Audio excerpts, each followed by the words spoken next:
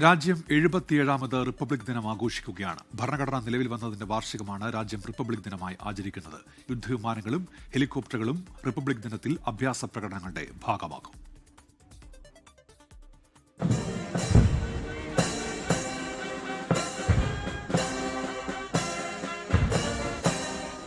ഒരു പരമാധികാര ജനാധിപത്യ മതേതര റിപ്പബ്ലിക്കിലേക്കുള്ള രാജ്യത്തിന്റെ പരിവർത്തനം അടയാളപ്പെടുത്തുന്ന ദിനമാണിന്ന്.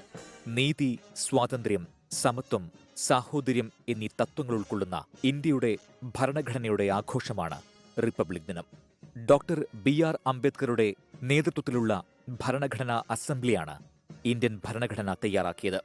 ജനാധിപത്യം നിലനിർത്തുന്നതിലും ദേശീയ ലക്ഷ്യങ്ങൾ നേടിയെടുക്കുന്നതിലും സാമൂഹിക നീതിക്കും സമത്വത്തിനും വേണ്ടി നിരന്തരം പരിശ്രമിക്കേണ്ടതിന്റെ ഓർമ്മപ്പെടുത്തലാണ് ഈ ദിനം. രാജ്യത്തിന്റെ വൈവിധ്യത്തിൽ ഏകത്വം ആഘോഷിക്കുന്നതിനുള്ള സമയം കൂടിയാണ് റിപ്പബ്ലിക് ദിനം.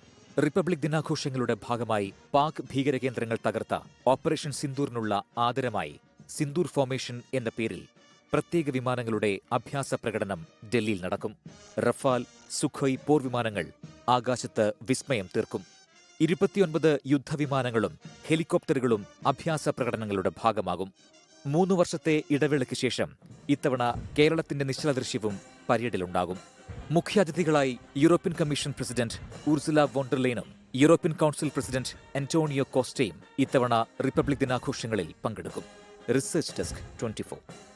ലോകത്തെവിടെയായാലും ഏത് സമയത്തും 24 വാർത്തകളും ഓഗ്മെന്റഡ് റിയാലിറ്റി പാക്കേജുകളും എക്സ്പ്ലെയിനറുകളും വിശദമായി കാണാൻ ഞങ്ങളുടെ യൂട്യൂബ് ചാനൽ നിങ്ങൾക്ക് സബ്സ്ക്രൈബ് ചെയ്യാം.